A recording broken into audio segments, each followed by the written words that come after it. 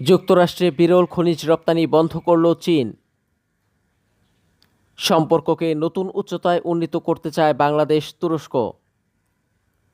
খালেদা জিয়ার গাড়িবহরে হামলা মামলায় আওয়ামী লীগ নেতা গ্রেফতার। চ্যানেল পূর্ব বাংলার শিরোনাম শুনলেন, এখন বিস্তারিত।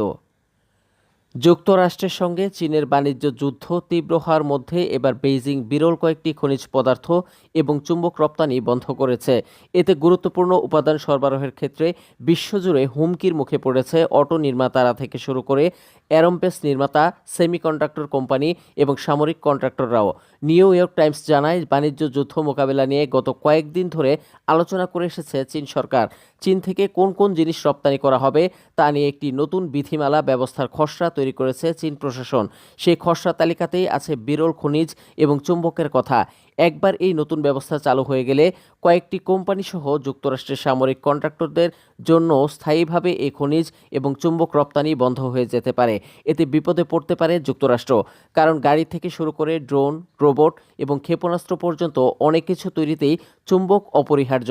চীন প্রশাসন ইতোমধ্যেই বিভিন্ন চীনা বন্দরে চুম্বকের চালান পাঠানো বন্ধ করেছে। অমীমাংসিত সমস্যার সমাধান এবং নতুন উদ্যোগ গ্রহণের মধ্য দিয়ে দ্বিপক্ষীয় সম্পর্ক আরও শক্তিশালী করতে চায় বাংলাদেশ ও তুরস্ক। সেই লক্ষ্যে তুরস্কের পররাষ্ট্রমন্ত্রী হাকান ফিদানের সঙ্গে তার কার্যালয়ে সাক্ষাৎ করেছেন বাংলাদেশের পররাষ্ট্র উপদেষ্টা মোহাম্মদ তৌহিদ হোসেন এবং তথ্য ও সম্প্রচার উপদেষ্টা মোহাম্মদ মাহফুজ আলম। সোমবার এই সাক্ষাতের তথ্য জানায় পররাষ্ট্র মন্ত্রণালয়। পররাষ্ট্র মন্ত্রণালয় জানায়, তুরস্কের পররাষ্ট্রমন্ত্রী হাকান ফিদানের সঙ্গে বাংলাদেশের দুই উপদেষ্টার সাক্ষাতের প্রাথমিক উদ্দেশ্য ছিল অমীমাংসিত সমস্যার সমাধান এবং নতুন উদ্যোগ গ্রহণের মাধ্যমে তুরস্ক এবং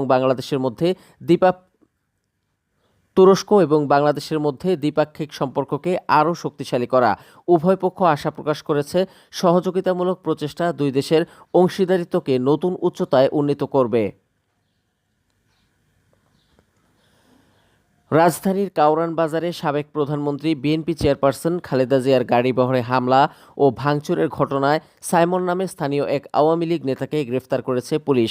সোমবার রাতে গ্রেফতারের বিষয়টি নিশ্চিত করেছেন তেজগাঁও থানার ভারপ্রাপ্ত কর্মকর্তা মোবারক হোসেন। তিনি বলেন, সোমবার সন্ধ্যায় কাউরান বাজার এলাকা থেকে অভিযুক্ত সাইমনকে গ্রেফতার করা হয়।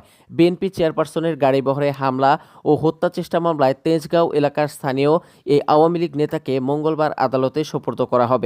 এর আগে বিএনপি চেয়ারপারসনের গাড়িবহরে হামলা ও হত্যা চেষ্টা মামলায় গত 6 এপ্রিল মতিঝিল থানা আওয়ামী লীগের সাধারণ সম্পাদক সাব্বির হোসেনকে গ্রেফতার করা হয়।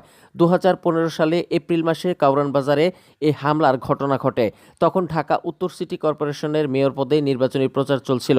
বেগম খালেদা জিয়া সেই নির্বাচনে বিএনপির মনোনীত প্রার্থী তাবিথ আওয়ালের পক্ষে প্রচারণা চালাচ্ছিলেন।